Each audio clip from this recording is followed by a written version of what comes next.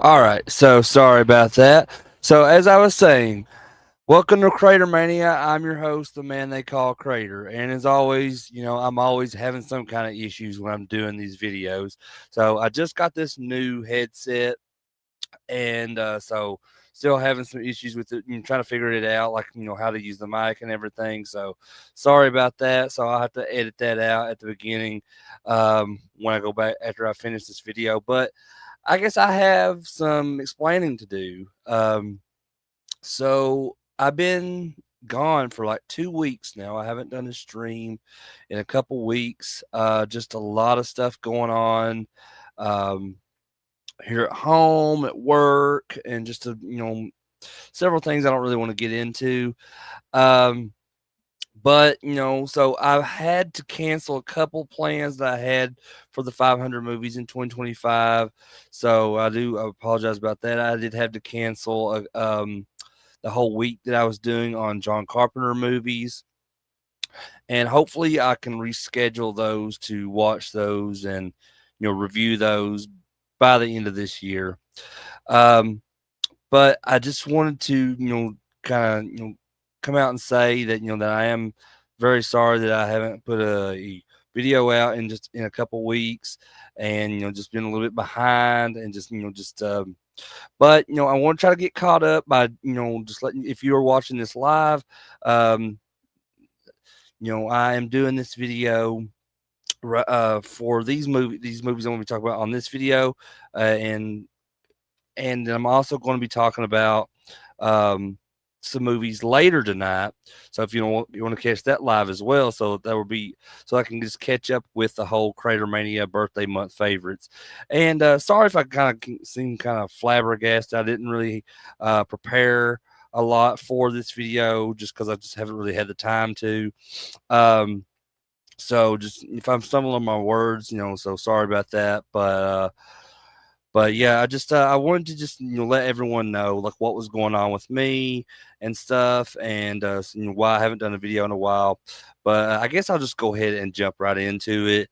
Um, so this is going to be movies 334 through 341, and for the for the first movie I want to talk about, so as a lifelong fan to just the whimsical and wondrous, the name Gene Wilder is just practically etched into just my cinematic soul.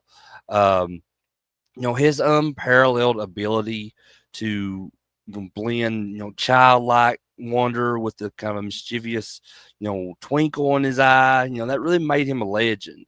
And nowhere is this more perfectly encapsulated than in his iconic portrayal of Willy Wonka in the 1971 musical fantasy Willy Wonka and the Chocolate Factory. And for me, this film isn't just a movie, it's a pilgrimage, back to a time of just unadulterated joy, a vibrant tapestry of just unforgettable songs, and just a powerful, and sometimes cautionary, tale that continues to just resonate with me and many others, decades, after my first viewing many years ago, and it is without a shadow of a doubt my favorite musical movie. I'm not a huge fan of musicals anyway, but if I had to choose a favorite musical, it would definitely be Willy Wonka and the Chocolate Factory. It's a masterpiece that like Willy Wonka's own confections, it never loses that sweet appeal. Um, and Willy Wonka and the Chocolate Factory, it's based off Roald Dahl's beloved 1964 children's novel Charlie and the Chocolate Factory, and the 1971 film, it just it transports audiences to this world where magic and confectionery just collide. And so the story, centers on Charlie Bucket, who's this kind-hearted but desperately poor boy living in this kind of cramped, drafty house with his mother and his four grandparents, and the world outside is enamored, with just the reclusive and eccentric, chocolatier himself, Willy Wonka, who has announced this global contest where 5 golden tickets are hidden within his famous chocolate bars, and they'll grant their finders this lifetime supply of chocolate and a tour of his legendary and just what was previously off limits chocolate factory. And so the subsequent tour, becomes a very surreal and often perilous journey for these 5 ticket winners. You have the gluttonous Augustus Gloop and the spoiled Veruca Salt, the gum chewing Violet Beauregard, the television addicted Mike TV, and of course the ever optimistic Charlie Bucket.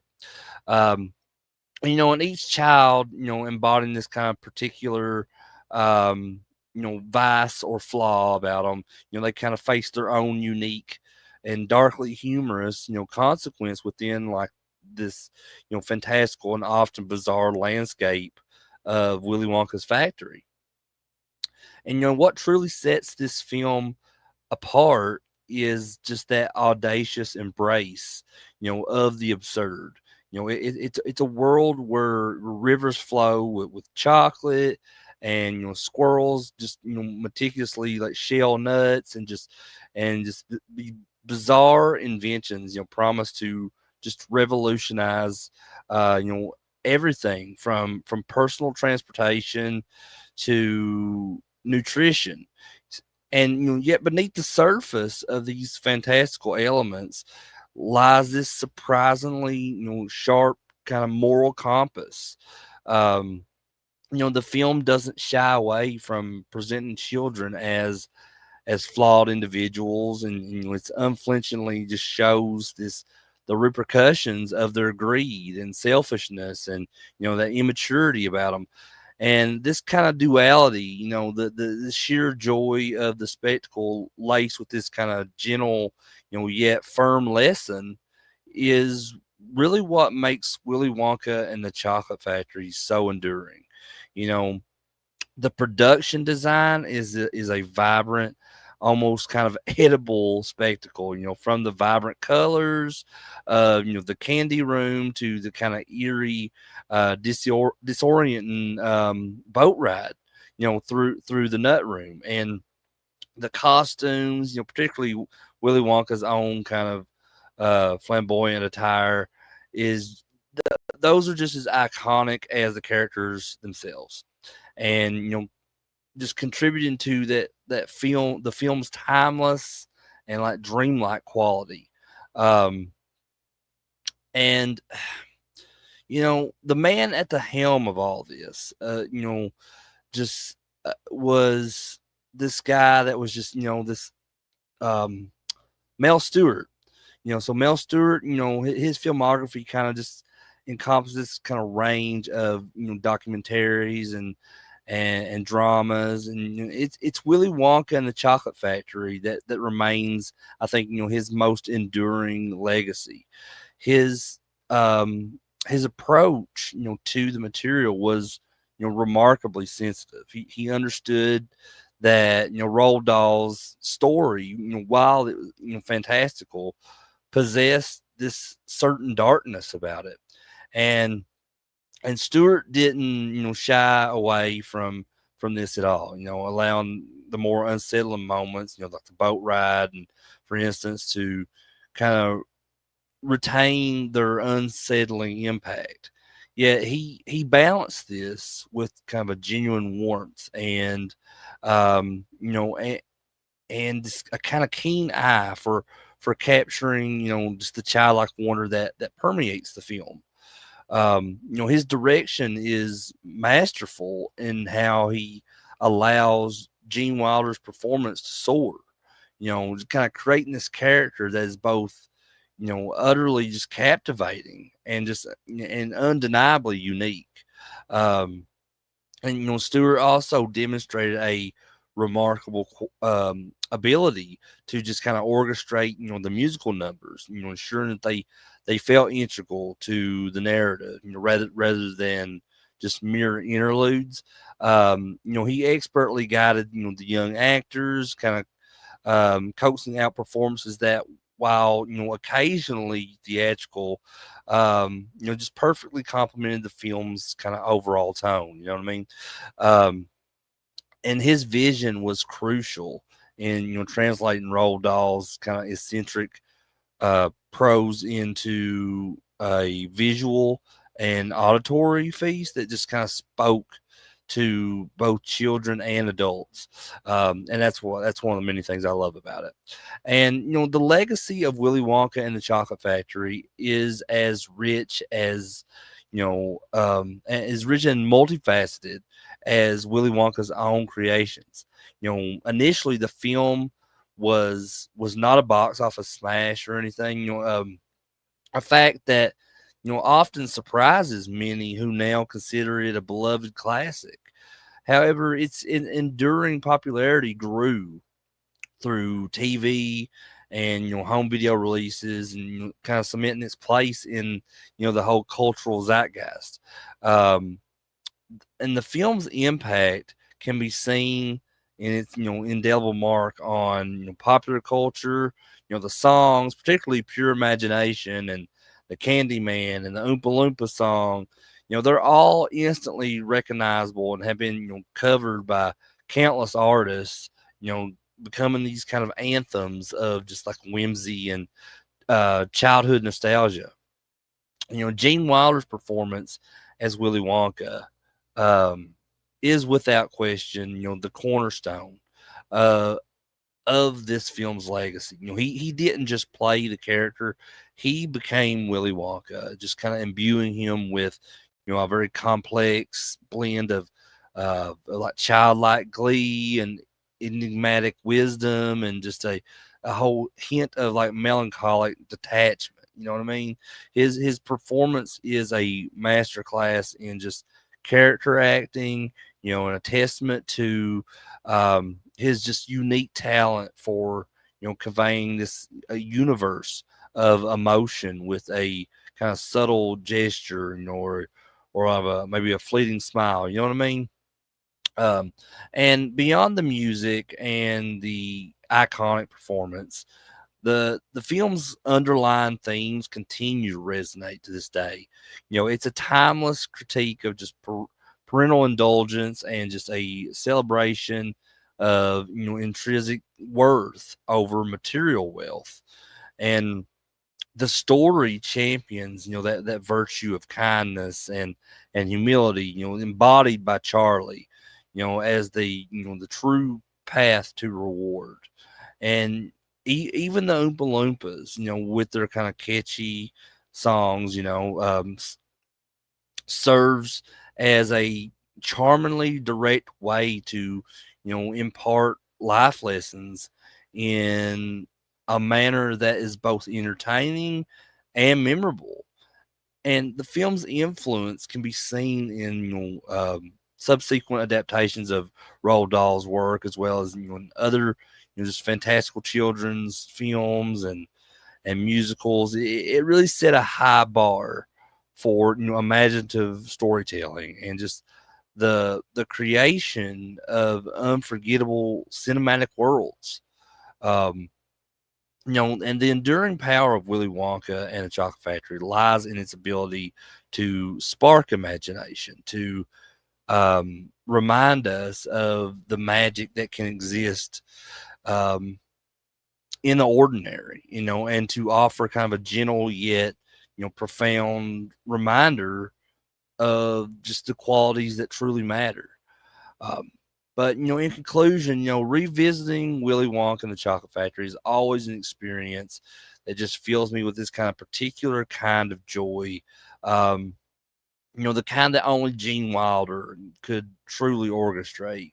From the opening notes of Pure Imagination to the final hopeful shot of Charlie and Grandpa Joe. Um, the film is just a perfect symphony of wonder and music and just and moral lessons. It's a testament to the power of imagination, just the allure of, the fantastical, and just the enduring appeal of a story that, at its heart celebrates the goodness in people. And for me, it's more than just a favorite musical movie. It's a cornerstone of my kind of cinematic landscape. This timeless reminder that sometimes, the greatest adventures, begin with a simple golden ticket in this case, and just, a leap of faith into the extraordinary. It's a world that I can always return to. This place of pure imagination, and for that, I'll be eternally grateful to this film. And I know it's also, I should say, is one of my wife's all-time favorite films. Um, so I had to also throw this in there for her as well, because I know she would love to hear me talk about this. Me and her talk about Willy Wonka all the time. This is a movie that we've watched over and over and over multiple times together. And yeah, so if you've never seen Willy Wonka and the Chocolate Factory, um, you should really change that. But moving on to the next movie. With this next movie, for some, a favorite movie based on a book is, a comfort blanket for like a rainy afternoon. For me though, there's, this cinematic touchstone that has resonated with me since I first saw it years ago. Um, after reading the book in high school, and it's a film that's not just entertained, but has really shaped my kind of understanding of storytelling, of empathy, and just that kind of enduring struggle for identity. Um, and that film, is undoubtedly Francis Ford Coppola's 1983 masterpiece, The Outsiders. And I've been a huge admirer of the S.E. Hinton, novel for years, ever since I read it in high school. Just the prospect of its adaptation kind of initially filled me with this blend of, excitement and trepidation, because I wasn't sure. Like, I was like, man, like, I love this book so much. So like, when I was going to watch the movie, I wasn't sure if it was going to be, as good as what the book was. And I was like, what if they got it wrong? What if that raw, unvarnished heart of Johnny and Ponyboy and the gang was all lost in translation? But luckily, my fears were spectacularly dismissed. The Outsiders is, in my humble opinion, a near perfect adaptation from a book, and a film that just stands tall, on its own merits. Um, a testament to just the power of cinema to capture that, that universal ache of adolescence. Um, and so this movie, like I said, it's based on the 1967 novel of the same name by S.E. Hinton. The Outsiders is set in Tulsa, Oklahoma, in the mid 1960s, and the story centers on the Greasers, this group of working class teenage boys who are just constantly at odds with the Soaps, which is short for, socials. And the Soaps are, the wealthier, more privileged kids from, the other side of town. And the film plunges us headfirst into this kind of stark social divide, and explores the deep-seated resentments and misunderstandings, and ultimately then that shared humanity that exists between these rival gangs. um, and at the heart of the story is Ponyboy, who's Ponyboy Curtis, who is in this played by C. Thomas Howell. And Ponyboy is this sensitive and intelligent greaser who feels like an outsider, even within his own group. And he loves reading and watching movies and sketching. Just pursuits that are often ridiculed by his tough guy brothers. Derry, played by Patrick Swayze, and Soda, or Soda Pop, whichever you want to call him, played by Rob Lowe. And and his fellow greasers, they all kind of like ridicule him for all this. But his closest friend though, Johnny Cade, which is played by Ralph Macchio. Johnny is this quiet and just deeply troubled boy who lives in fear of his abusive father and just the ever present threat of these soaps. Um, Johnny's famous line in the book and in the movie, "Stay gold, pony boy, stay gold," uttered during this kind of pivotal moment, in the story, just encapsulates, that film's message about preserving innocence and idealism, in a very harsh world, which can definitely resonate, in today's world. Um, and so then that incident that ignites the central conflict is this brutal confrontation between the greasers and the soaps. Um, so during this rumble, Johnny, in this kind of desperate act of self defense, stabs and kills the soaps. Um, this act sends Ponyboy and Johnny on the run, forcing them to confront their own mortality and just the stark realities of their existence. And their time in hiding, which is spent in this old abandoned church, um, allows for moments of just quiet introspection and a deeper understanding of their bond. Um, and the film just masterfully portrays the complex dynamics within the Greaser gang and a found family that was forged by shared hardship and loyalty. And we meet the charismatic Dallas Winston, played by Matt Dillon. Just he's this tough enforcer with kind of a hidden vulnerability. And then you have the loyal and good natured Two Bit Matthews, played by Emilio Estevez. You got Steve Randall, played by Tom Cruise. And Steve is also Soda's best friend, and he's a mechanic as well. But then there's all these other members who represent the varied facets of their community. Um, but their interactions are this compelling blend of rough camaraderie and inside jokes and genuine affection, just highlighting that importance of belonging. Even when that belonging is, defined by defiance.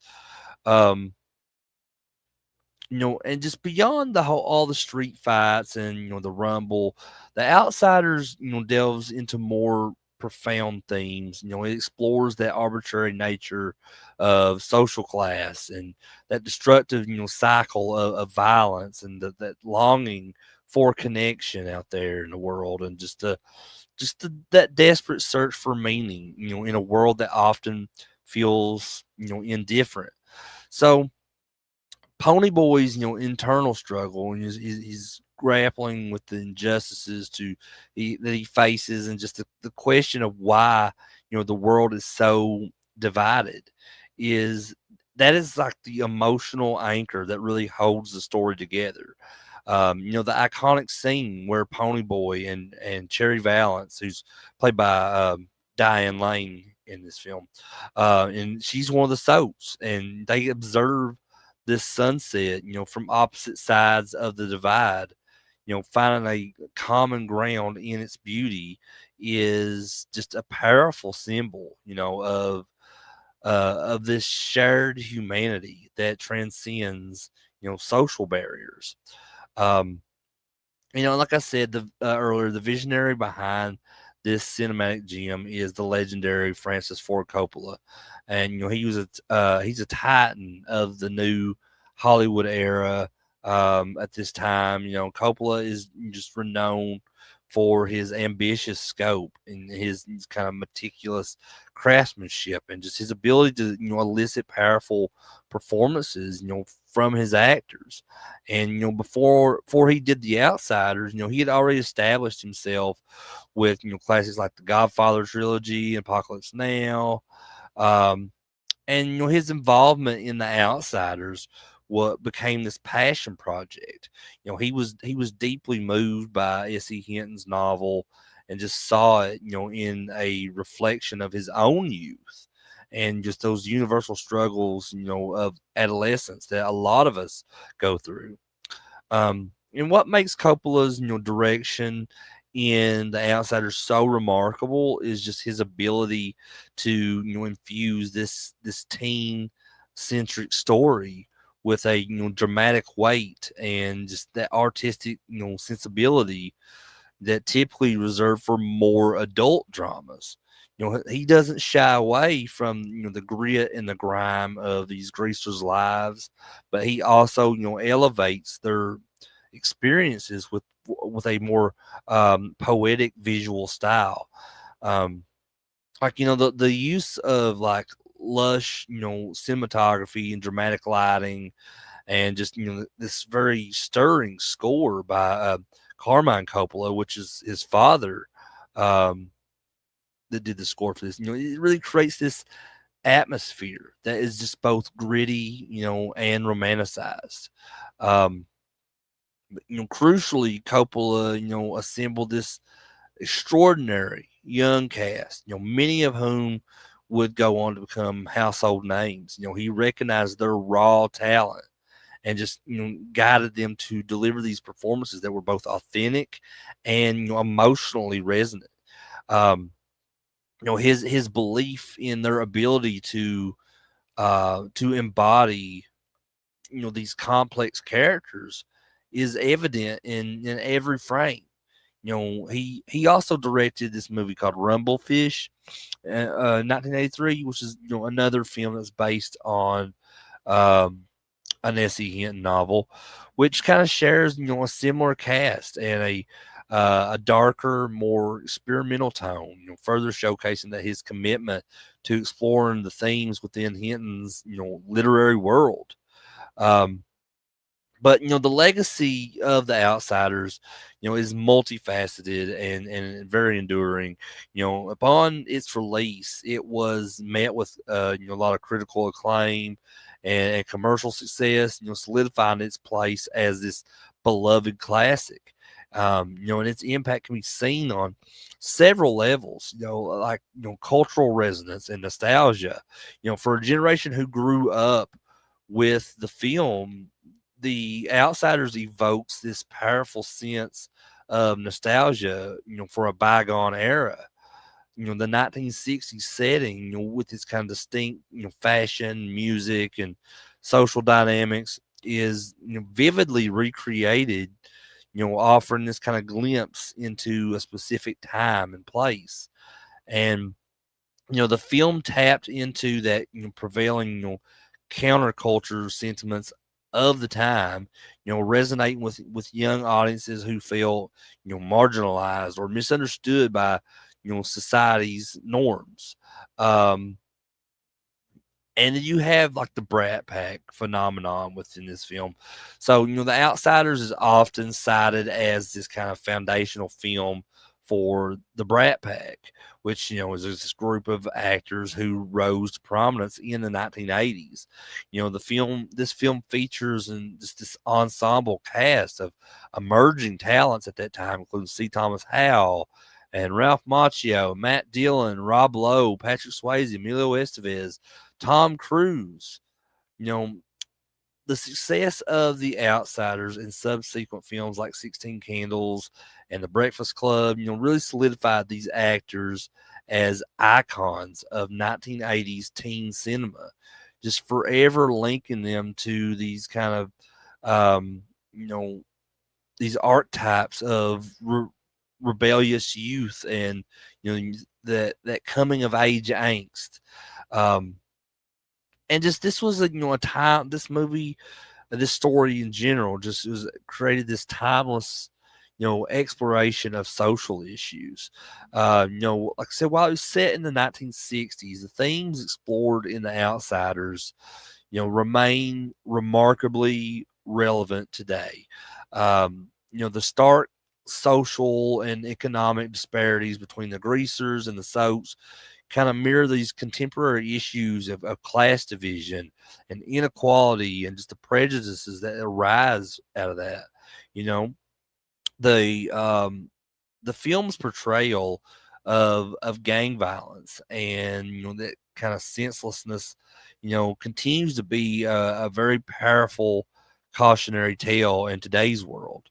That core message about just the inherent worth of every individual, regardless of their background, is an absolute universal truth that transcends time and place.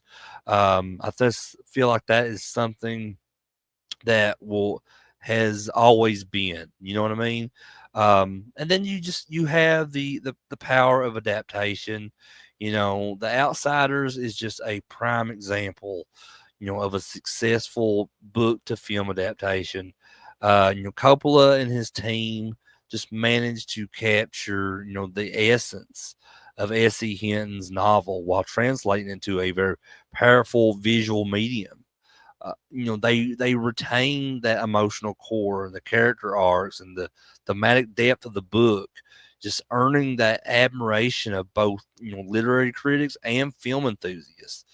And the film demonstrated that a story with a young protagonist and a focus on adolescent struggles could be treated with the same artistic seriousness as any other genre. Um, and it was inspiring empathy and understanding. Perhaps the most profound impact of The Outsiders is that ability to foster empathy, by immersing this your audience in the lives of these greasers. The film encourages to look beyond stereotypes and to understand the motivations and fears and just desires of those who seem different from us. Ponyboy's journey is one of growing, understanding, and through his eyes, we learn that the lines between good and bad are kind of often blurred, and that kind of shared experiences and emotions can unite all of us. Um, and the film champions just the idea that everyone, no matter their social standing, deserves compassion and a chance to belong. um, but I guess in conclusion, more than 40 years after its release, The Outsiders continues to hold a special place in my heart and just, in all of, cinematic history amongst tons of fans out there. It's a film that for me transcends that simple entertainment. It's a masterclass in storytelling and direction and in performance, just an exploration of universal themes that resonate deeply within the human experience. And Francis Ford Coppola's that kind of sensitive direction, um, coupled with the unforgettable performances of its young cast, you know, absolutely breathes life into S.E. Hinton's timeless novel. Just creating this kind of cinematic tapestry of friendship and loyalty and social injustice and just that enduring search for belonging. Um, and when I watch The Outsiders, I'm transported back to those dusty streets of Tulsa. I feel that kind of sting of injustice in me every time I watch it. Just that warmth of camaraderie and just that ache, of loss, alongside Ponyboy and his brothers. And it's a film that reminds me of that importance of looking beyond the surface, of recognizing that shared humanity in everyone, and just of holding on to hope, you know even when the world seems determined to extinguish it. Um, it's a film that stays with you forever, which I think is a testament to the power, of cinema, just to capture that raw, beautiful, and just often heartbreaking complexities of life. And for all these reasons and more, The Outsiders will forever be one of my all-time favorite movies. Not just my favorite, movie that's based off of a book, but it is one of my all-time favorite movies. I think it's a true classic that just continues to inspire and move audiences with that enduring message. So stay gold indeed. So yeah, definitely. I know a lot of people that I know, especially people I went to school with, and just people that went to school in general. A lot of people read The Outsiders because it was kind of a staple for English classes in school to read The Outsiders. But I know I have met many people who've read the book but have never seen this movie. And to that, I say, what are you waiting for? If you enjoyed the book, definitely watch this movie, and because it's one of the most inspirational movies I've ever watched in my entire life. But moving on to the next movie. So this next movie, um, for those of us who grew up with, a lot of late night horror, the whole magic surrounding the late night horror, um, Vincent Price was always prominent within late night horror, and he was more than just an actor. He was just a herald of the macabre, a master craftsman of just chills who could imbue even the most outlandish, scenarios with, this kind of captivating theatricality. And while Vincent Price, graced numerous iconic films, um, it's a special kind of affection, that I hold for House on Haunted Hill from 1959. This is absolutely my favorite Vincent Price film. And William Castle, he both wrote and directed this masterpiece. And it's just a cornerstone of my cinematic soul. That a perpetually rewatchable testament just to the power of atmosphere and inventive scares, and just that sheer unadulterated charisma of its leading man, Vincent Price.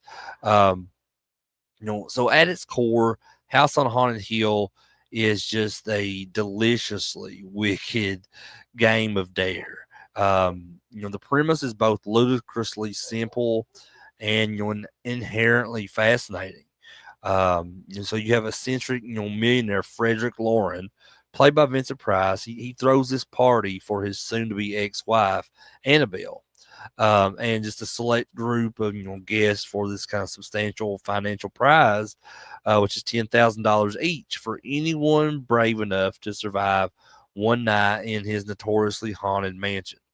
And the catch is that the house itself is said to be this labyrinth of spectral activity, where the very walls whisper secrets and unseen forces, kind of toy with their sanity.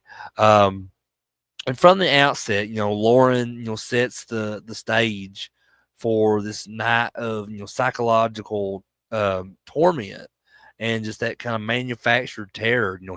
He procures five of the most intriguing individuals that he can find. The cynical columnist, a a distraught medium, a renowned psychiatrist, a renowned doctor, and the unfortunate Annabelle.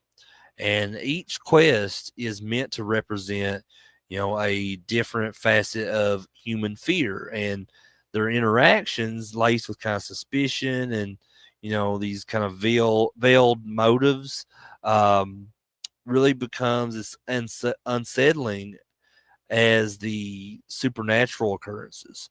Um, and this house, the house is just a sprawling kind of it's very isolated. It's more than just a setting. It's a character in itself, really. And it's designed by the ingenious Walter Herzig. The mansion is a testament to just Gothic grandeur, filled with dusty antiques and cobweb draped chandeliers and the oppressive sense of decay. Um, and director William Castle, masterfully utilizes this setting, employing this kind of array of visual cues to build the dread as it goes on. Shadows play a crucial role, hinting at kind of unseen presences and creating this kind of constant sense of unease. We witness, disembodied voices and phantom hands and just a disquieting music box that plays on its own, and just that infamous, jaw drop moment of this floating severed head that still, manages to get me even after repeated viewings. This is just gratuitous gore. It's carefully orchestrated suspense designed to chip away, at the characters and the audiences watching this as well. Just to kind of chip away at the composure of it all. You know what I mean? But what truly elevates House on Haunted Hill is that it has this very clever script, and it was penned by Rob White. It masterfully blends elements of gothic horror with kind of a touch of noirish intrigue. The film doesn't shy away from that that whole psychological toll of fear. As the night wears on, the guests begin to turn on each other, and their suspicions are all fueled by Lauren's increasingly unsettling pronouncements and that undeniable strangeness of their surroundings, and the ambiguity of whether the hauntings are genuine supernatural events or elaborate manipulations orchestrated by Lauren himself is just a running theme. um, that keeps the audience guessing, and this kind of delicious uncertainty, coupled with just that escalating tension makes for a truly captivating viewing experience. um, and just the singular vision behind House on Haunted Hill belongs to William Castle, who is a director whose name is synonymous with inventive and often theatrical horror, and filmmaking in general. Just William Castle was a showman, at heart, and just a purveyor of that popcorn fueled thrills who understood, the power of just audience engagement. He was a master of the gimmick when it comes to horror. And House on Haunted Hill is a prime example of his genius in this regard. So for its initial release, Castle famously employed Emergo, which is a system where a plastic skeleton was flown across the cinema during the climax, adding this very tangible, like physical scare to the on-screen action. And while this gimmick is lost to us in home viewing, and its spirit still permeates the film's kind of inherent theatricality.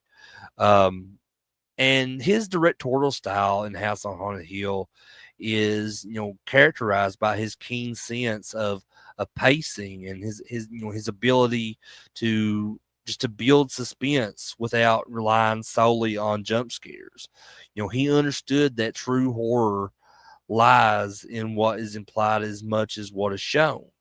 Um, his use of like these tight close-ups on faces contorted in fear, and then these lingering shots of just empty corridors, and just that that unsettling sound design all contribute to an atmosphere of this pervasive dread. He was also not afraid of a little black humor, which Vincent Price's performance perfectly complements. um, William Castle believed in making horror fun, and although it's a thrilling, spine tingling kind of fun, and just House on Haunted Hill is just a shining embodiment of that philosophy. His other works such as The Tingler and 13 Ghosts, all showcase this kind of a penchant for creative scares and just audience participation. But it's in House on Haunted Hill that that has his blend of that psychological horror and inventive spectacle truly, you know, just comes together into something extraordinary. Um, but the legacy of House on Haunted Hill is very profound and multifaceted. Firstly, it cemented Vincent Price's status as the undisputed king of horror at this time. His performance as Frederick Lauren is a masterclass in controlled hysteria and just chilling charisma. I absolutely love Vincent Price. He's my favorite horror actor of all time. Um, he navigates the character's blend of madness and menace and just a peculiar, almost tragic sense of humor with this very unparalleled finesse. Um, he delivers his lines with just this kind of uh, Shakespearean sense, making even the most outlandish pronouncements sound disturbingly plausible.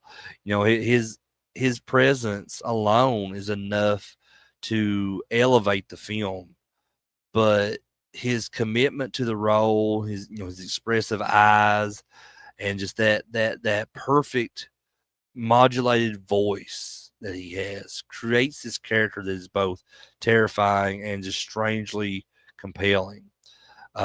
Secondly, the film's enduring appeal lies in its innovative approach to just the haunted house genre.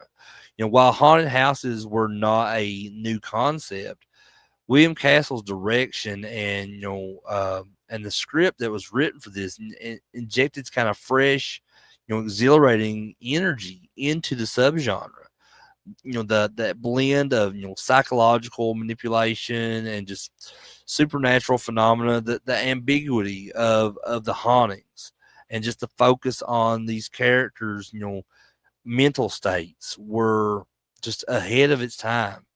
And it paved the way for subsequent films that explored similar themes of paranoia and just that breakdown of reality within a kind of confined, terrifying space. Um, but furthermore, House on Haunted Hill has become just a benchmark for atmospheric horror.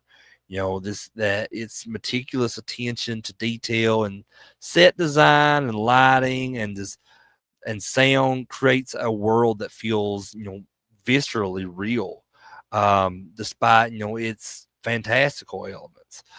The film's influence can be seen in countless horror films that have followed, particularly in their attempts to evoke a kind of similar sense of dread and unease through careful control of the environment, and the characters' perceptions. um that iconic image of the house itself, perched ominously on this hill, has become this, symbol of gothic horror.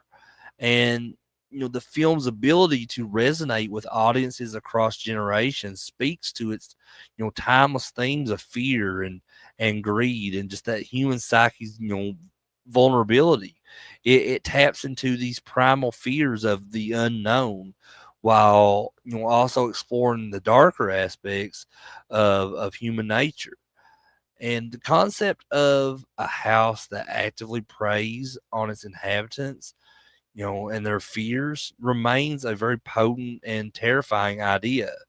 And House on Haunted Hill executes it with just a masterful precision. It's a film that invites repeated viewings, revealing new layers of nuance and terror, with each immersion into the film. Um, but in conclusion, A House on Haunted Hill is far more than just a collection of spooky scenes. Like I said, it's this meticulously crafted piece of cinematic art that just continues to enthrall and terrify, decades after its release. It represents the apex of William Castle's inventive, showmanship, and it provides Vincent Price with one of his most iconic and memorable roles, in my opinion. The film's masterful use of atmosphere, it's clever script, and just its enduring exploration of human fear. They're all combined to create this unforgettable experience. And for me, it is the perfect storm, of horror elements with suspenseful, it's atmospheric, it's wonderfully acted, and just the right amount of campy fun. It's a house I gladly return to time and time again, and you'll always finding new shadows to explore and new chills to embrace. It's a testament to the enduring power of classic horror, and it's truly worth dying for. Definitely check out House on Haunted Hill. Check out the remake as well. So they did a remake. I'm thinking like late '90s, early 2000s. I forget when it came out, but I mean it's a really really different from the original film, but I love it as well. But nothing could beat the original House on Haunted Hill with Vincent Price. I may be biased on that too because I'm such a huge Vincent Price fan. But it's whatever. But definitely check it out if you never have. But that brings me to the next movie on this list. So for this next movie, the star of this movie just celebrated a birthday last month in September. Um, along with me and my wife and several others in September. And weirdly enough, my new job that I'm at now, there's a ton of people that have September birthdays. But for anyone who grew up in the late 80s and the early 90s, or has just had the pleasure of discovering her since, Elvira, the Mistress of the Dark, is more than just a character. She's an icon in more ways than one. She's a horror icon. She's a sex icon. She was my biggest crush growing up, and she's still my biggest celebrity crush to this day. And for me, just the movie that we'll be talking about today, Elvira, Mistress of the Dark, from 1988, isn't just one of my favorite movies. It's a perfect encapsulation of everything that I love about camp, comedy, and embracing one's unique, slightly spooky self. This film, is just a glorious explosion of cleavage and one-liners and supernatural hijinks. It all holds a special place in my heart. Honestly, it deserves every ounce of its, cult classic status. Um, so Elvira, Mistress of the Dark is a horror comedy that just follows Elvira, which Cassandra Peterson in her defining role, not for just this movie, but just that character itself. And Elvira, she's this sharp tongued, busty, darkly humorous horror hostess, living in Los Angeles. And her life and just filled with like these late night movie introductions and just a penchant for outlandish fashion. It's all turned upside down when she inherits this uh very spooky mansion in the uptight town of Falwell, Massachusetts, from her estranged great aunt Morgana.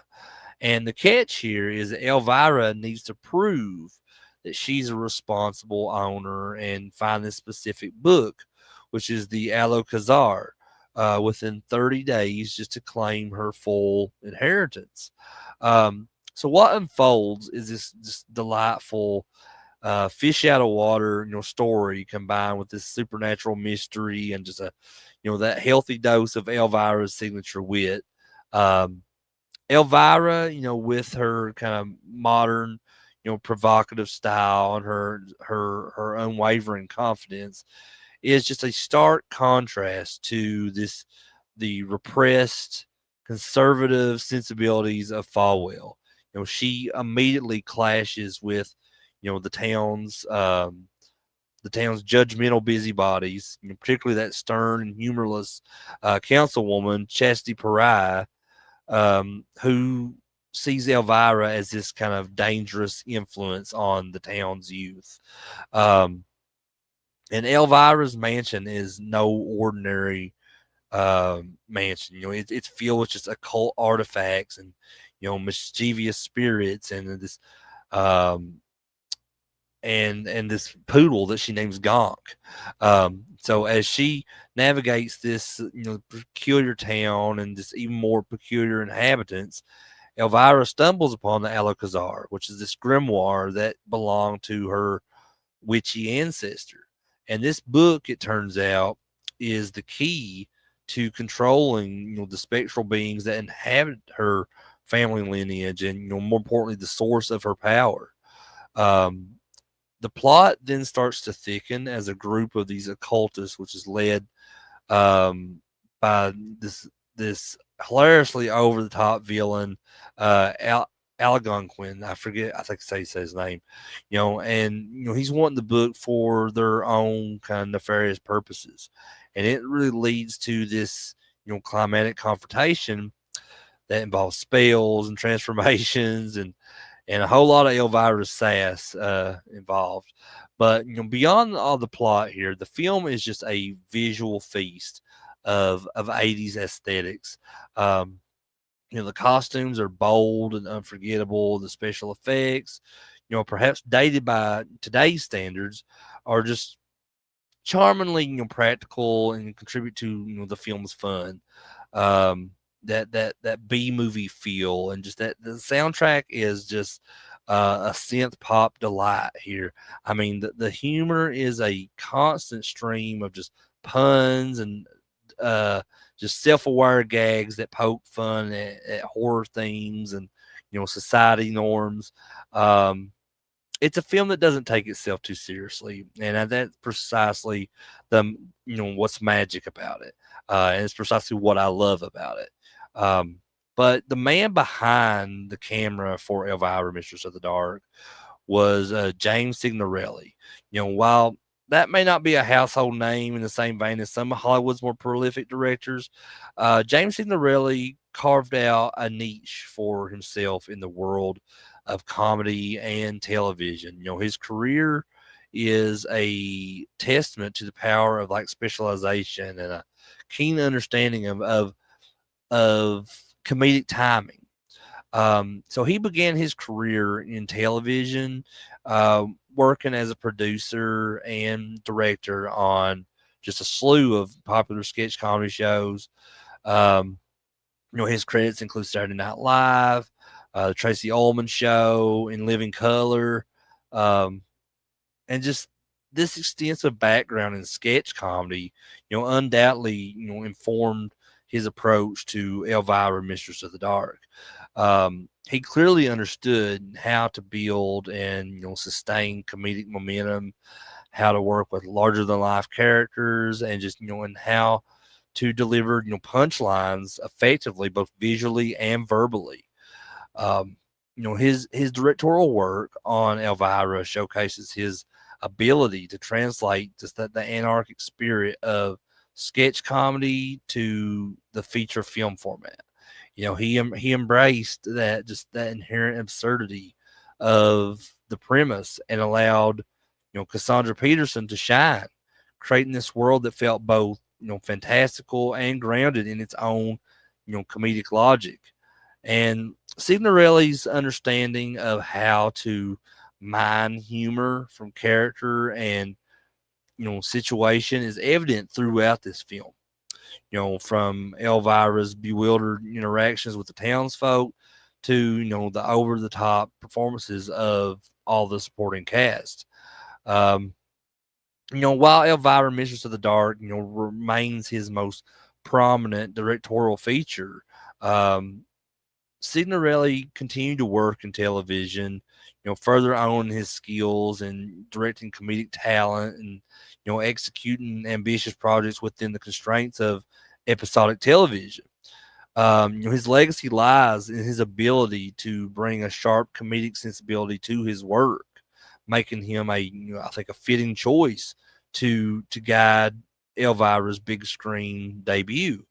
Um, but the legacy of Elvira, Mistress of the Dark, is nothing short of phenomenal. Particularly when considering its initial box office performance. The film was released in 1988. It wasn't this a runaway commercial success, and critics were largely divided. Uh, However, like so many cult classics, its true impact has been amplified over time through home video and cable television, and just the enduring love of its fan base. Um, Firstly, the film solidified Elvira as a pop culture icon, beyond her television hosting duties. Cassandra Peterson's portrayal is so definitive that it's impossible to imagine anyone else as the Mistress of the Dark. The film provided a narrative framework for her character, allowing audiences to connect with her um, on a deeper level. It showcased her wit, her vulnerability, beneath the towering hair and the plunging neckline, um, and just her, unwavering, commitment to being unapologetically herself. And this message of self acceptance and embracing one's individuality, even when it deviates from society norms, is a powerful and enduring aspect of Elvira's appeal. And secondly, Elvira, Mistress of the Dark, is a masterclass in camp. It doesn't just borrow from camp aesthetics, it embodies them. The exaggerated performances, the over the top costumes, the gratuitous special effects, and just the self aware humor all contribute to its camp status. In a world that often strives for gritty realism, um, Elvira offers a delightful escape into a world of theatricality and just playful, just that playful awareness. You know what I mean? It's a film that appeals to those who appreciate just the beauty and the humor found in the so bad it's good sensibility, which that's a lot of movies for me, honestly, and that's why I'm not too hard to please. But it also transcends that label by being genuinely well crafted and funny in its own right. But furthermore, the film has had this significant impact on just the perception and celebration of the horror genre. Elvira, as a character and through her film, has this unique ability to bridge the gap between horror enthusiasts and a broader audience. She makes horror accessible and fun. Even for those who might be squeamish. Her humor often acts as a cathartic release, making the more frightening elements of the film, which are, few and far between, uh, more, more easy to watch. You know what I mean? So she's a gateway to horror for many, and this film was just crucial in establishing that. Just the film's enduring popularity is evident in its kind of continued presence in pop culture. Elvira, Mistress of the Dark merchandise is still widely available. The character continues to make appearances at conventions and events, and the film itself is just a favorite for Halloween viewing parties. It has inspired countless cosplayers and drag artists and fans who just embrace its spirit of bold theatricality and just that playful rebellion. It's a film that has stood the test of time, and its jokes still landing. Its charm is still potent to this day. But in conclusion, this movie is more than just a movie to me. It's a cultural touchstone for anyone who loves a good laugh and a bit of spooky fun and just that unapologetic celebration of individuality. Um, Cassandra Peterson's performance is nothing short of legendary. Just a perfect blend of sex appeal and biting wit and inherent vulnerability. And James Signorelli's direction, informed by his extensive comedy background just ensures that the film is consistently hilarious and wonderfully paced. From its vibrant visuals and the catchy soundtrack to its clever script and just that sheer charisma of its star Elvira. It's this movie delivers an unforgettable cinematic experience. It's a film that just dares to be bold, to be silly, um, and just to be unapologetically itself. Which is a philosophy that resonates deeply with its devoted fan base.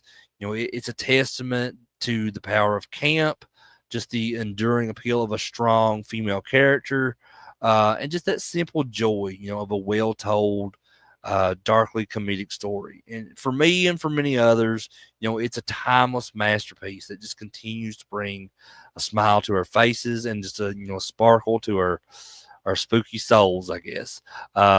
It's an invitation to embrace your inner mistress of the dark or whatever, and who doesn't want that? Who doesn't want to be like Elvira? But moving on to the next film. So I couldn't do um, a review for this video on Elvira without talking about um, one of Cassandra Peterson's best friends in life, who unfortunately passed away a few years ago, and was such a influence on me from a very young age. And this next movie, um, it's hard to say that this is my favorite movie with this character, um, but because there is another film that he's been in a couple other films like the character, but this was definitely the one that I probably, um, I guess, enjoy the most. But again, that's hard to say. But let me go ahead and just get into it. So, Paul Reubens, more famously known as Pee Wee Herman. So, before I get into this movie, let me just talk about my experience growing up with Pee Wee Herman. So, my introduction to Pee Wee Herman was with his TV show Pee Wee's Playhouse, and then um, after being a fan for some time of the show as a kid, I watched this movie that I'm about to talk about, which is Pee Wee's Big Adventure from 1985, and then also another movie that was out at the time, Big Top Pee Wee. And I had the VHS of Big Top Pee Wee, and I used to watch it multiple times a day, every day. If you talk to my brother, he will tell you that I wore the VHS tape out of Big Top Pee Wee. But I didn't have a copy of Pee Wee's Big Adventure. I would have to rent it or catch it on TV whenever I'd want to watch it. But I think uh, out of all the movies, the Pee Wee Herman movies, Pee Wee's Big Adventure is probably the most celebrated. And that's why I chose to talk about it for this video. Because there's certain films that just transcend simple entertainment, embedding themselves so deeply into the fabric of our cultural consciousness that they become more than just movies. They become experiences.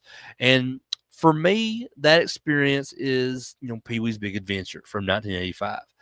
While other installments of the Pee Wee Herman saga, have their merits like Big Top Pee Wee, like I spoke of, this original cinematic outing holds a special place in my heart as well. Just a kind of beacon of whimsical absurdity and pure unadulterated joy.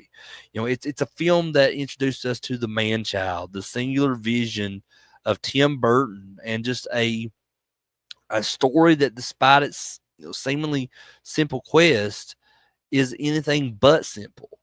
So Pee Wee's Big Adventure is just this huge road movie. It's a quest story filtered through the surreal prism of a grown man who refuses to grow up. And when I said that, Pee Wee Herman was one of my biggest influences as a kid, he remains to be that to this day, because I am a grown man who just refuses to grow up. But so, our hero here, Pee Wee Herman, played by the legendary Paul Rubens, is just a living embodiment of childhood wonder. He resides in this vibrant, meticulously curated house filled with quirky gadgets and toys, and his prized possession being his cherry red bicycle. This bicycle isn't just a mode of transportation, it's a symbol of freedom and imagination, just the untarnished magic of youth. And the incident that happens here is as simple as it is devastating to Pee Wee. His beloved bicycle is stolen. Um, and this theft isn't just a material loss, it's an assault on his very sense of order and happiness. And driven by this kind of unwavering determination to retrieve his stolen bicycle, Pee Wee embarks on this epic cross country journey, just a pilgrimage of sorts from his suburban California to the mythical Large Marge in Texas, and it's a place that he believes his bike has been taken. Um, so what unfolds is this kind of kaleidoscope of just bizarre encounters and these memorable characters. And Pee Wee's journey is punctuated by a series of just increasingly odd and hilarious, moments. And he hitchhikes with this kind of motley crew of you know uh, these construction workers who blast their music with just kind of unnerving enthusiasm. Uh, he crashes all kinds of different places within the story. I mean, he encounters like this criminal who's on the run. He just even finds himself inadvertently involved with this biker gang, which also features Cassandra Peterson as one of the ladies within the biker gang. But the beauty of Pee Wee's Big Adventure lies in its kind of refusal to adhere to conventional storytelling. The plot, is just propelled by Pee Wee's unique, perspective, and this surreal logic that kind of governs his world. He navigates these encounters with like this childlike. He's very naive, often misinterpreting situations or just reacting in ways that are just both kind of baffling and just endearingly funny.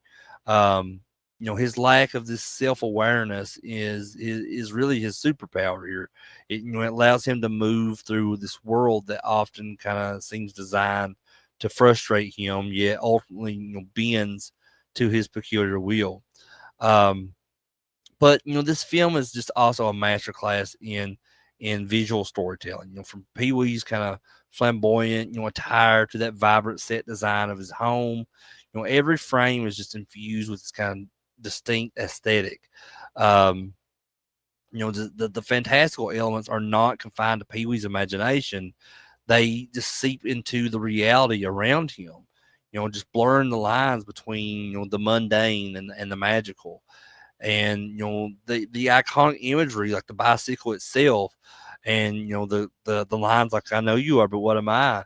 And just all the dreamlike sequences too with the clown doctors and all that.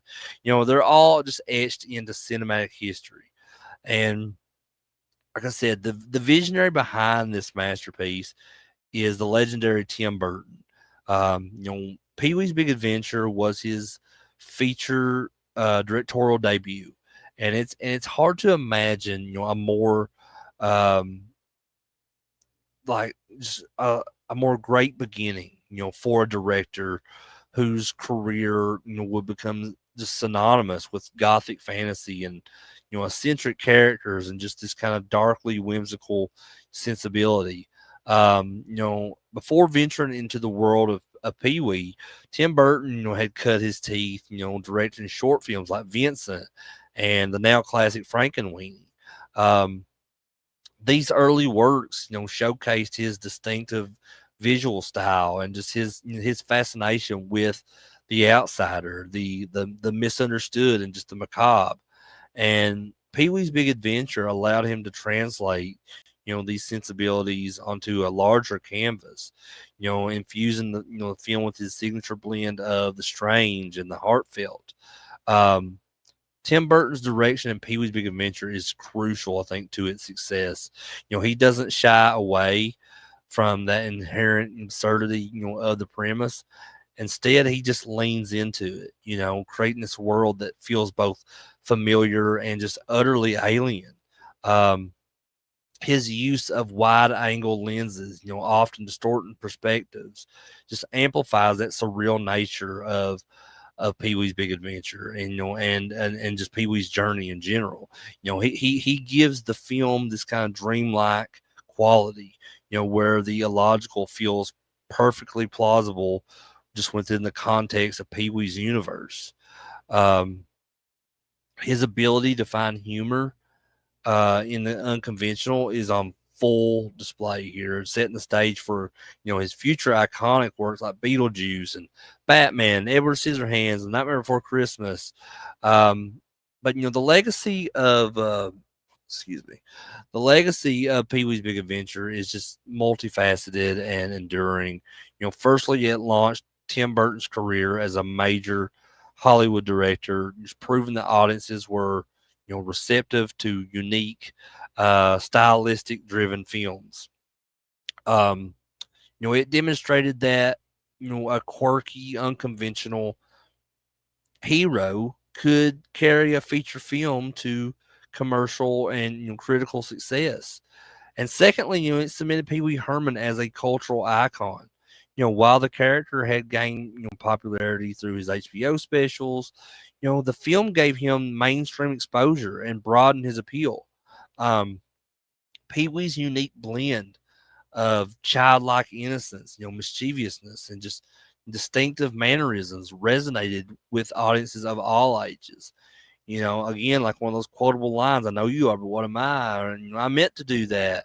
Just became part of the whole pop culture lexicon.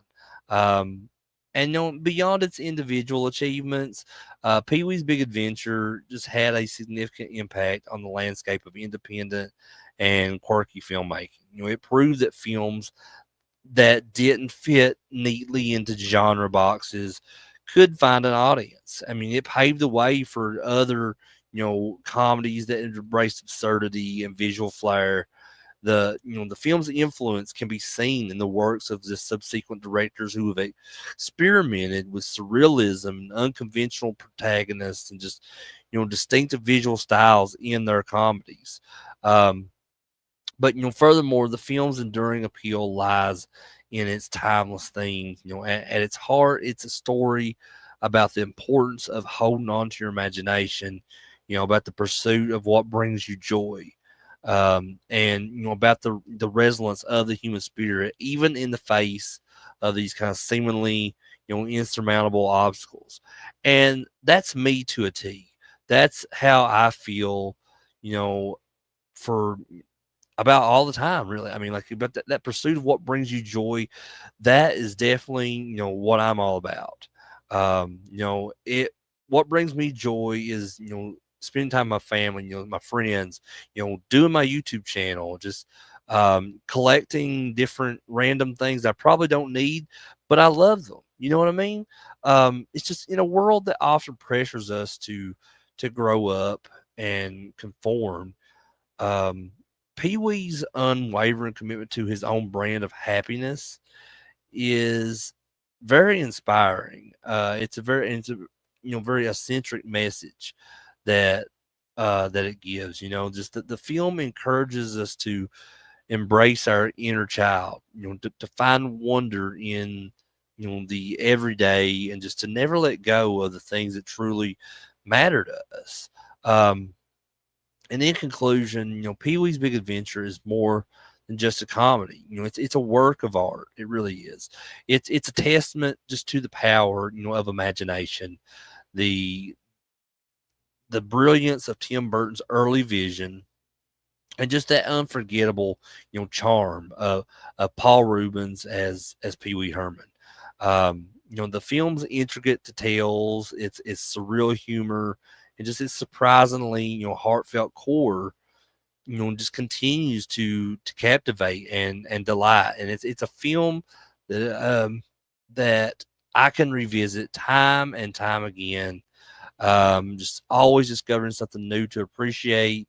Always finding myself laughing and just always leaving with this kind of renewed sense of wonder.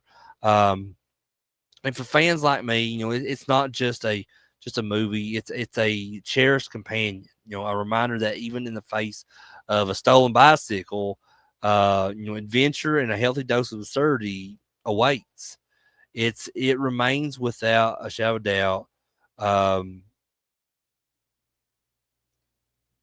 well, I don't know what I would say with a shadow of a doubt, but it's definitely tied as my favorite Pee Wee Herman movie, right there with Big Top Pee Wee, and it's a cinematic gem that just shines as brightly today as it did in 1985.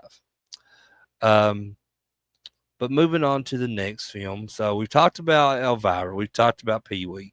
Let's talk about another person that was very influential on my um, in my early days of life, in my childhood, and that's Ernest P. Worrell.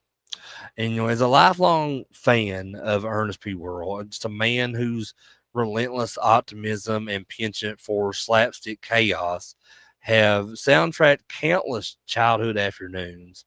Ranking his cinematic outings is a serious business for me. Um, while Ernest Scared Stupid undeniably holds the coveted top spot in my personal Hall of Fame, for its perfectly pitched blend of just genuine scares and pricelessly silly gags. Ernest Goes to Jail from 1990 stands as a remarkably strong contender for the silver medal when it comes to Ernest movies, in my opinion. It's a film that, for me, captures that kind of quintessential Ernest, and that spirit in a way few others manage, offering a kind of surprisingly layered, still undeniably goofy adventure that just deserves more than just a nostalgic nod. Um, so Ernest Goes to Jail is just this delightfully absurd tale of mistaken identity and unlikely heroism.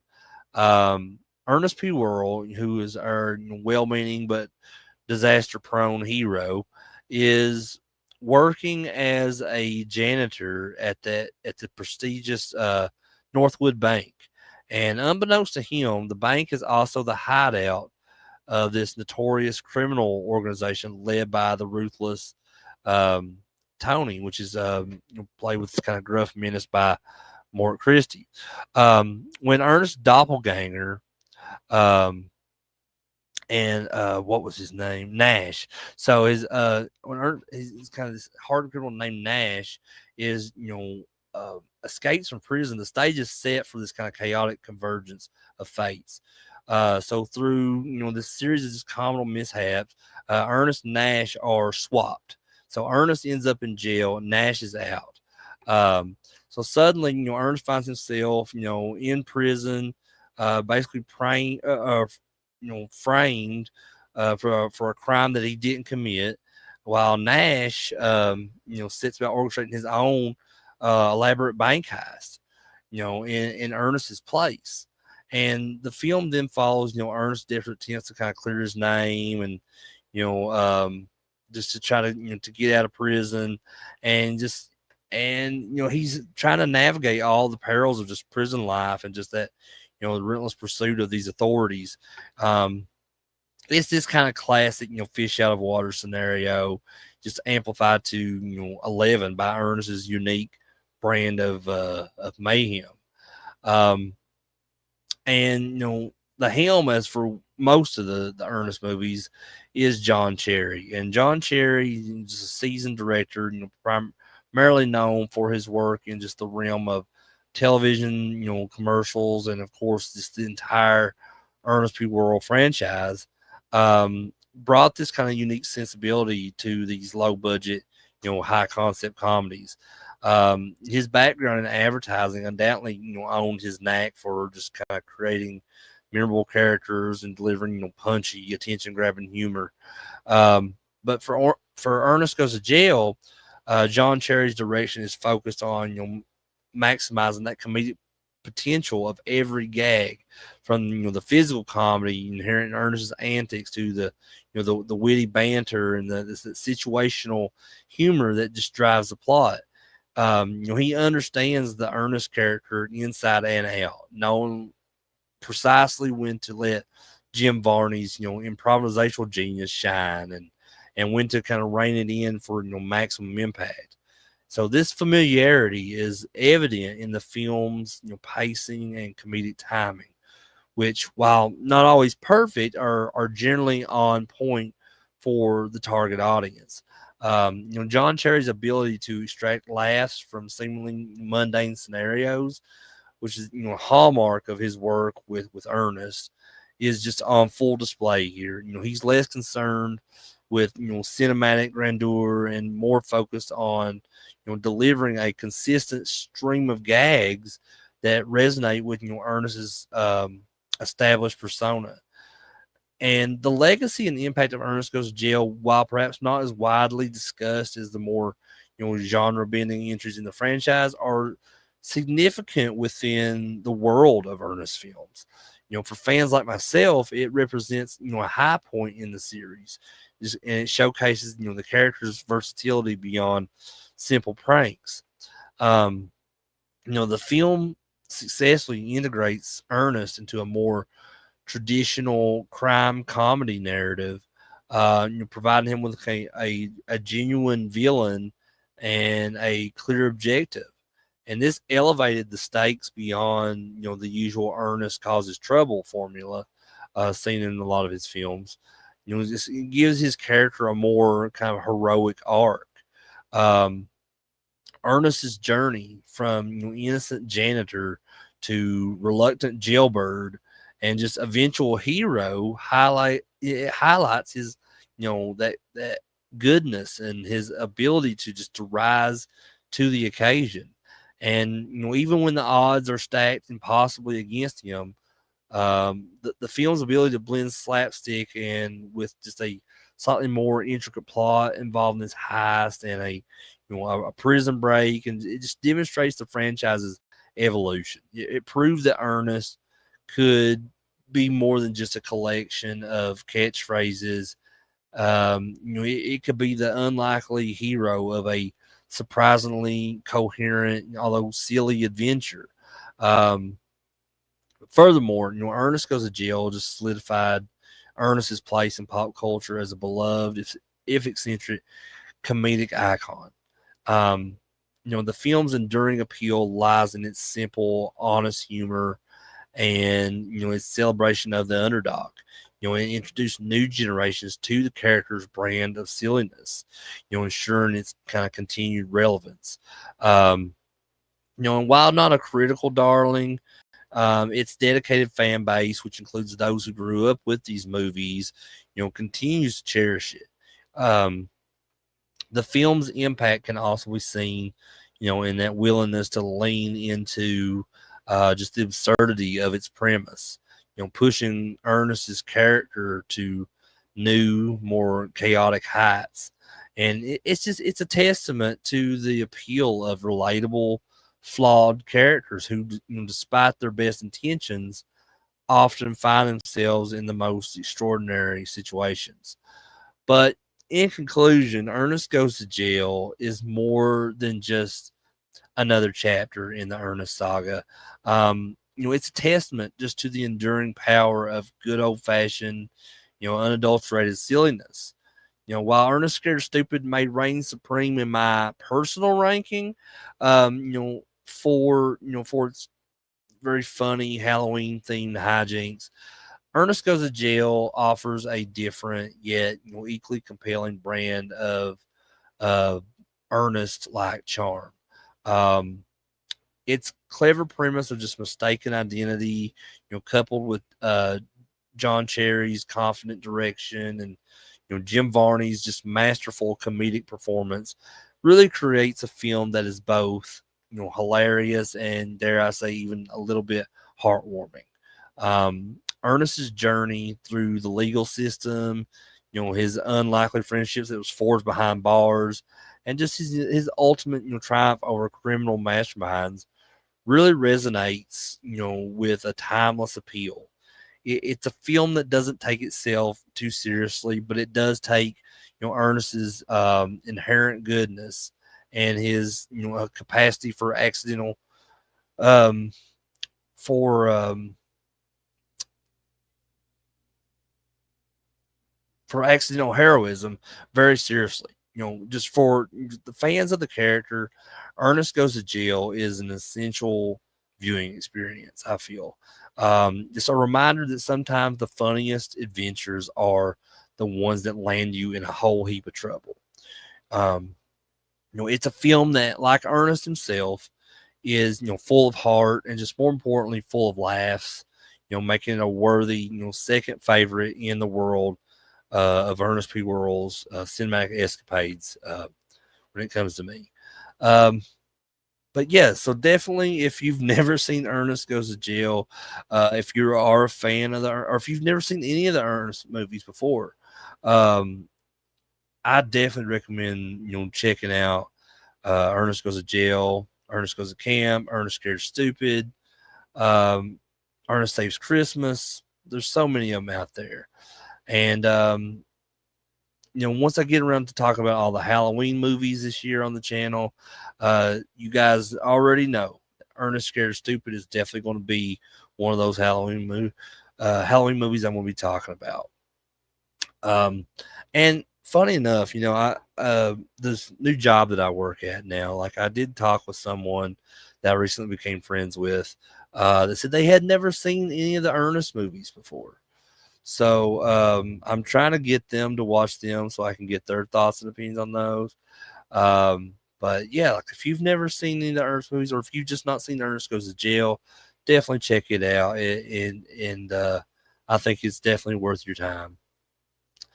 But that brings me to the next movie on this list. So this next movie was a movie that I would watch a lot growing up, especially when I was in high school. And it was just really important to me because it felt so relatable at the time. And I'm someone who can practically still recite entire scenes from multiple '90s teen movies. It might surprise you to learn, though, that my absolute favorite '90s teen movie isn't one of the multiple widely celebrated classics. No, my heart belongs to a film that, while beloved by many of us who found it, it hasn't it never reached the same stratospheric heights of the cultural saturation. And I'm talking, of course, about Angus from 1995. And this gem, often overlooked, in the world of '90s teen cinema, is a film that just resonated with me then and continues to hold, a special place in my heart. And it's not just a feel good movie; it's a nuanced, genuinely funny, and remarkably poignant exploration of belonging, self acceptance, and just that awkward, beautiful journey of becoming yourself. Um, and at its core, Angus is a coming of age story about Angus Bethune, who's this shy, introverted, and decidedly unathletic freshman in high school, who also happens to be rather large in stature. He's aware of his perceived differences.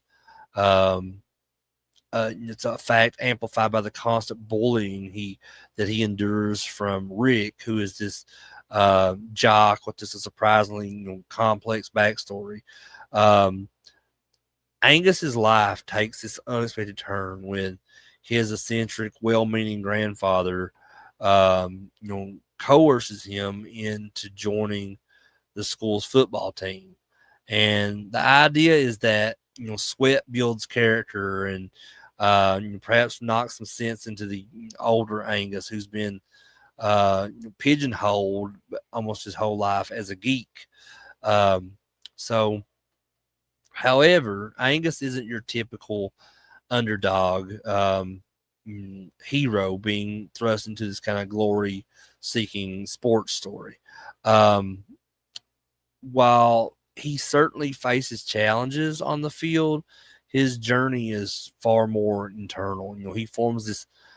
He has this friendship with this boy named Troy. They've been friends since they were little kids, um, and he finds himself. Troy finds himself drawn to Angus's quiet, authenticity. Um, this friendship is just a cornerstone of the film and explores the idea that true connection can, transcend social cliques and superficial judgments.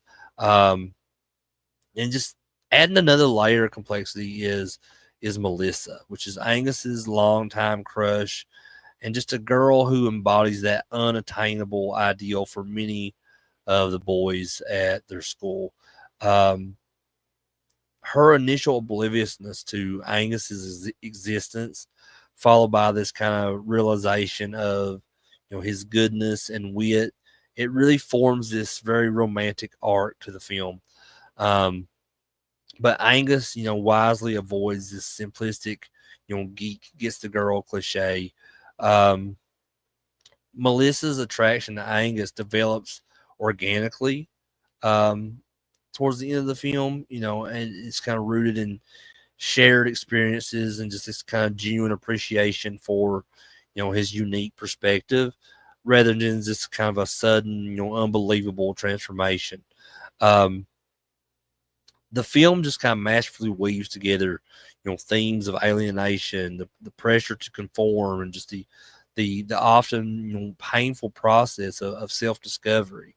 And Angus's size is often a focal point, both for his detractors and his occasional moments of self consciousness.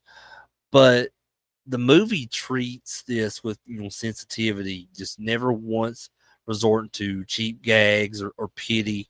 Instead, it focuses on Angus's internal struggle to find his place, to be seen not just for his physical presence, but for his intelligence, his humor, and his kindness. And the screenplay, which was penned by Christopher Cantwell, is just a very sharp, witty, and just it avoids the traps that often plague teen comedies. It's full of memorable lines and relatable scenarios that just ring true to the anxieties of adolescence. Um, and the man at the behind Angus is the director Patrick Reed Johnson.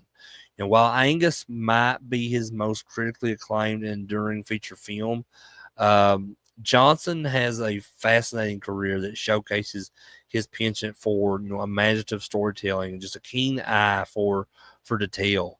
He's also known for his work on Baby's Day Out from 1994, which is a surprisingly charming and just visually inventive comedy that also explored themes of vulnerability and unexpected alliances. Um, and Johnson's ability to infuse his films with a sense of wonder and just a gentle humanistic touch is very evident in Angus. He creates a world that feels both grounded in the everyday realities of high school and imbued with a touch of kind of like fairy tale like possibility. Um, his direction in Angus is particularly noteworthy for its kind of subtle character development. He allows his young actors ample room to breathe and embody their roles, and just he captures the awkwardness and that fleeting moments of joy that define that teenage experience with just remarkable authenticity. Um, he understands that power of quiet observation, letting silences and subtle glances just speak volumes, which is crucial for a film centered on this introverted hero in Angus. um and for a film that was released in 1995, Angus possesses a surprisingly enduring legacy through, Uh, and perhaps not in the mainstream Hollywood sense, its impact is felt most strongly among those who discovered it during their formative years, like myself, and just found a reflection, of their own experiences within its story. In an era when many teen movies focused on, just the glamorous and the popular, Angus dared to be different. It championed the outsider, the kid who didn't fit neatly into any box. Its legacy lies in its unflinching portrayal of bullying and just the quiet strength that it takes to navigate it. You got Rick, who's the villain here, is this he isn't a one-dimensional villain either. The film allows glimpses into his own insecurities and the pressures that he faces, adding a kind of a layer of complexity that elevates the story beyond a simple good versus evil story. Um, this kind of nuanced approach was ahead of its time, and it just continues to resonate. But furthermore, Angus's impact can be seen in its celebration of genuine friendship. The bond between Angus and Troy is a testament to the idea that shared values and mutual respect can bridge social divides. Um, in a world often driven by, being superficial, their connection feels earned and authentic, offering a kind of valuable lesson in the power of looking, beyond the surface. Um, but the film also has a quiet but significant impact on discussions about body image and self acceptance. And Angus's size is a point of contention, but the film doesn't shy away from it.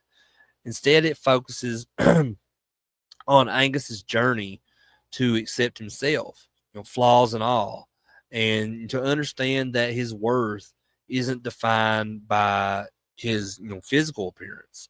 Um, this message of self love and authenticity is timeless and crucial, especially in today's image obsessed culture.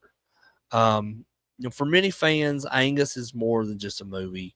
It's a comforting presence, a reminder that it's okay to be different, to be awkward, to forge your own path. And it provided validation for those who felt like outsiders, offering a narrative where their struggles were acknowledged and their eventual triumphs just felt deeply satisfying. The film didn't promise a radical transformation overnight, but rather a gradual unfolding of self awareness and acceptance, which is far more realistic and ultimately more powerful, I think. Um, it's the kind of film that when you discover it at the right time in your life, it feels like it was made just for you. And that's absolutely how it made me feel when I first watched it when I was in high school, which was probably around like 6 years after the film's release. But ever since I watched it for that first time all those years ago, this movie has always felt relatable to me. It felt so special to me in that sense. Um, but in conclusion, Angus is a film that deserves more widespread recognition for its intelligence, its heart, and just its enduring relevance. It's a masterclass in character driven storytelling, a testament to just the power of genuine connection and a gentle reminder um, that the journey of self acceptance is one of the most important adventures that we can embark upon. While the 90s offered a buffet of um, just iconic teen comedies and just teen movies in general, Angus stands out for its quiet strength and its profound ability to speak to the universal experience of feeling like an outsider and finding your own unique place in the world.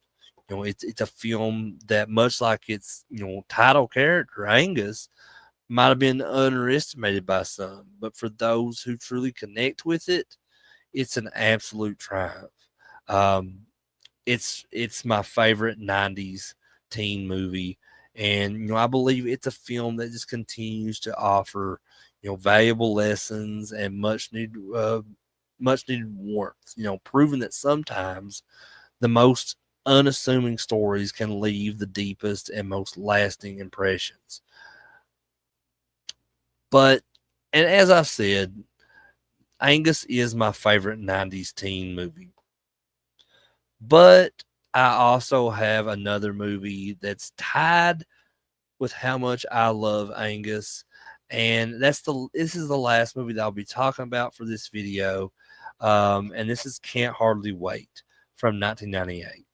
For many, the summer of 1998 was marked by, the release of a film that perfectly captured the chaotic, hopeful, and hilariously awkward energy of adolescence. And like I said, that is Can't Hardly Wait. And for me, who's a lifelong fan of just the 90s teen movie genre, it's not just a favorite, but it's just right there tied with Angus as my favorite 90s teen movie. More than Clueless's fashion forward wit, more than 10 Things I Hate About You, Shakespearean charm, Can't Hardly Wait holds a special uh, place in my heart, just like so many of these other movies I've talked about today. It's a film that I can rewatch endlessly, just each viewing revealing new layers of comedic brilliance and just surprising emotional resonance. Um, Can't Hardly Wait is this romantic comedy set during this single epic high school graduation party. This movie hosts probably the greatest like house party uh, ever that I've ever seen, outside of the actual house party movies. Um, but the premise is just deceptively simple. So Preston Myers, played by Ethan Embry, is a quiet, unassuming, nerdy kid, and he spent 4 years nursing this secret crush on Amanda Beckett, played by Jennifer Love Hewitt. And Amanda Beckett is this just the effortlessly popular and seemingly unattainable queen bee uh, in this high school. And high school is ending. The future looms, and Preston, who's fueled by the realization that this is his last chance, decides to finally confess his feelings at the most epic party of the year. But Preston isn't the only one with a mission. The film masterfully weaves together just a tapestry of interconnected storylines. Each character, just a distinct archetype, yet rendered with this kind of nuance and humor to feel relatable. And so there's Charles. Um, I'm so sorry. That's the actor's name. So Charlie Corsmo plays William. I'm sorry. Um, and so he is like this nerdy kid who's been bullied all throughout high school, and he's like the president of all these different clubs in the school and everything. And like and the one guy that has bullied him the most throughout school. Named Mike, who is now Amanda Beckett's ex-boyfriend. Um, he is he has come up with this plan to try to humiliate Mike at this party. Um, and then so you have Denise Fleming, played by Lauren Ambrose, which is Preston's cynical and sarcastic best friend. Um, and she's trying to just navigate the treacherous social waters of the party with her own kind of brand of wisdom. And then there's other supporting players, each a gem in their own right. Um, like Kenny, played by Seth Green, who is this just kind of um, he's something he's trying to be something that he's actually not. He's got like this kind of a rapper like mentality to him. He's wearing like the classic 90s like like rap clothes, like Jinko, the big baggy jeans, the goggles, the flashy like windbreaker jackets, everything. Like it's just very he's this kind of party goer who just thinks that he is like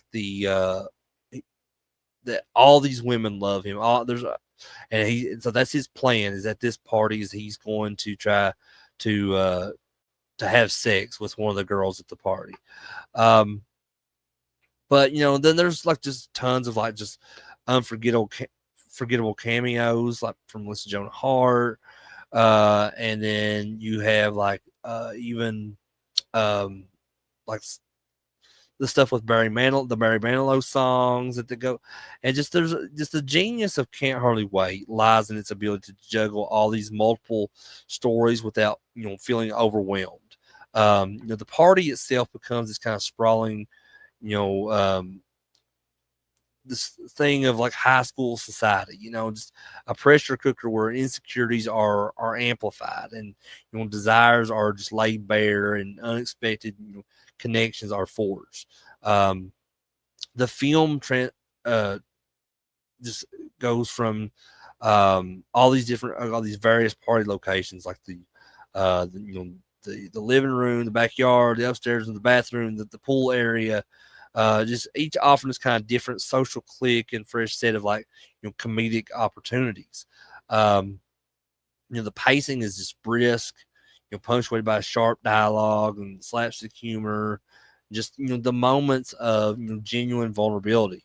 So it just captures that specific feeling of being overwhelmed by possibilities, by the sheer volume of people and interactions, and just the desperate, hope that this night could be the one that changes everything. The soundtrack, which is a quintessential '90s mix of pop, rock, and hip hop, you know, just further anchors the film in its era, making it an instant nostalgia bomb for anyone who came of age during that decade. Um, and it was this movie was directed by Harry Elfont and Deborah Kaplan. While they might not be household names, um, Elfont and Kaplan have carved out a niche for themselves in this realm of charming and often underappreciated romantic comedies, particularly those aimed at a younger audience. And their work often features quirky characters and witty banter, and just a strong emphasis on the emotional journeys of their protagonists. Prior to Can't Hardly Wait, they penned the screenplay for the beloved 1995 film A Goofy Movie, which is a surprisingly heartfelt and musically rich animated adventure that also holds a special place in the hearts of many, including myself. Um, but their directorial efforts include, of course, Can't Hardly Wait, Head Over Heels, also known as Lucky Numbers, and Chasing Pavement.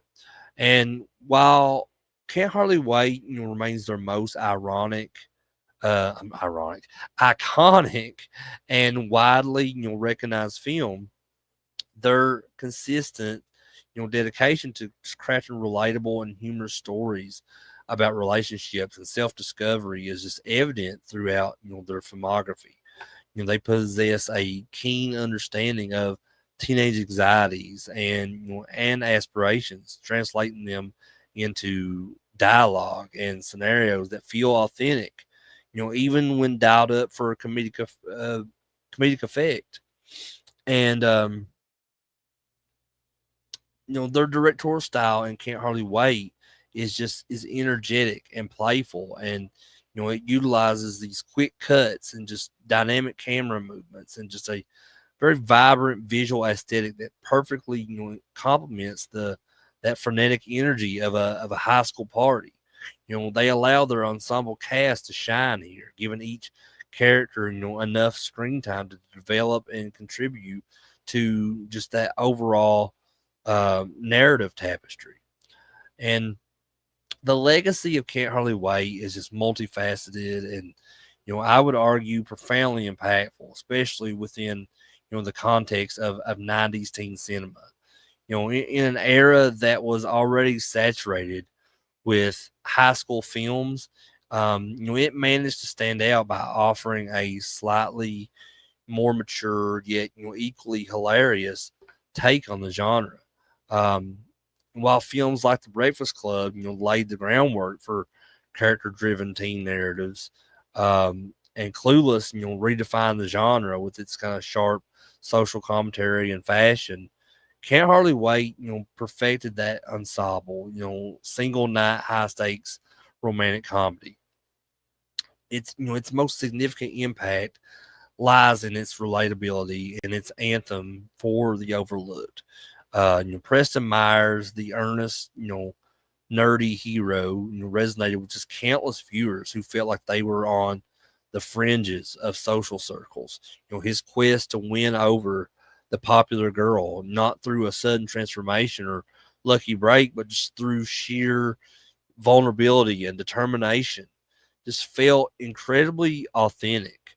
And the film validated the idea that even the quietest among us have a chance. That bravery can be found in expressing our true feelings, and that sometimes the most extraordinary things can happen when you least expect them. Furthermore, Can't Hardly Wait was a masterclass in just in ensemble casting and character development within a limited time frame.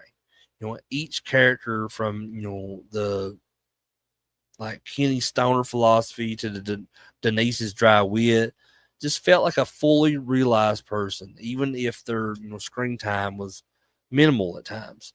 This created a very rich and dynamic environment where the audience could latch onto multiple storylines and root for different characters. It really showcased a diverse range of personalities, just highlighting that every type of person has their own struggles and aspirations and all that. Um, and the film's comedic timing and then the quotable dialogue have just really cemented its place in pop culture history. You know, um, just the film's humor is just a blend of witty banter and situational comedy and physical gags, and it's all executed with this perfect rhythm that just keeps the audience engaged and laughing. And beyond all the comedic prowess, Can't Hardly Wait also offered this very nuanced, although brief, exploration of just post graduation anxieties. The impending separation of friends, the uncertainty of the future, and just the pressure to make the most of these final moments together were palpable. And the film captured that poignant bittersweetness of endings, the knowledge that this chapter is closing and the hope that the bonds forged will endure. Its enduring appeal is evident in this continued popularity on streaming platforms and its status as a cult classic. It's a film that just generations of teens have discovered and fallen in love with. Passing it down like kind of like a cherished mixtape. Um, it represents a specific kind of optimism. The belief that good things can happen, that love can be found in unexpected places, and that even a chaotic night can lead to a beautiful, future. Um, it's a comfort watch, a reminder of simpler times, and just a testament to the power of genuine connection. Even amidst the being superficial and everything within like high school drama. But, in conclusion, Can't Hardly Wait is more than just a 90s teen movie. It's an experience.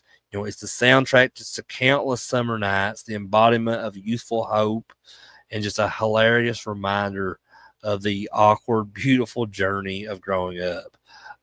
Harry Elfont and Deborah Kaplan, crafted this film that, while rooted in a specific time and place, possesses this universal appeal that continues to resonate.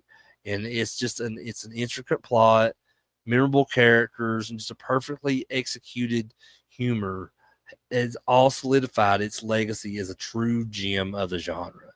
And for me, for many others who hold it dear, Can't Hardly Wait isn't just a film to watch. It's a feeling to revisit, a cherished memory to relive, and just an enduring testament to the magic of this perfect party and just the enduring power of teenage dreams. It's a film that, much like Preston Myers' Pursuit of Amanda, never disappoints. It always delivers and just leaves you with a full heart and a smile on your face. Um, it's one of my absolute favorite endings to any 90s movie. Just absolutely. If you've never seen Can't Hardly Wait, please, or you've never seen Angus as well, those are my two favorite 90s teen movies of all time. Please check them out if you've not, because they're two movies that are so important to me, and I just feel like they're movies that people should see at least one time in their lives. But guys, excuse me, I guess that's it for me for this video. Um, so as I said at the beginning of this video, uh, I said that I was going to be having two videos tonight. So if you're watching this live, um, I don't know if I'm going to be able to do that now because I've been talking so long now. My voice is about to go out, so I may or may not be able to do the second video for night, just to try to catch up with these movies. And again, like I said at the beginning of this video, I do apologize for that, for being getting so behind. This is the first video I've done in 2 weeks. Had to cancel a couple movies I had on the list. Maybe I can try to reschedule later for the end of the year. Yeah, so we're now in October. Today is October 4th, 2025. And so I'm finishing up the movies, all the ones I had planned for September, so I can finally get into my Halloween movies I'm going to be discussing starting tomorrow on Sunday, October the 5th. So that's for my CraterMania's Halloween Hoedown, where I'm going to be talking about several movies based around Halloween all month long of October. But yeah, I had to get caught up, guys. I had to talk about these movies I had planned all through September. Some of my favorites from different genres. And for the next video I want to do to finish up September and CraterMania a birthday month favorites, there will be a couple movies I'll be talking about that are not necessarily any favorites of mine, but just one movie. They're just newer movies that I watched here recently, and that Candace wanted to watch, so we watched together. And I just went, and because I watched them, I have to add them as a part of my 500 movies in 2025. That's only fair, right? But yeah, like I said, guys, I may or may not do finish that out with the rest of the September movies tonight. If not, I will have that sometime tomorrow during the day. I'll be doing that stream. If I don't do that tonight, I guess we'll see. And then like I said, tomorrow I will be the first stream for my October movies, for my Halloween movies in the Halloween Hoedown series I'm gonna be doing for October. So be sure to check that out for sure. But I guess that's it for this video. I want to thank everyone who either watched this live or was here, or if you're watching this on the replay, thank you so much. Please drop a comment below on what one of your favorite movies, if you like any of these movies at all that I talked about on this video. As always, if you like this video, please give this a thumbs up. I would really appreciate that. And if you're new to the channel, please hit that subscribe button to catch more videos from me like this one. And as always, click that bell for any future notifications. But with all that said, I'm Crater. This is CraterMania. I love you guys. Have a good night.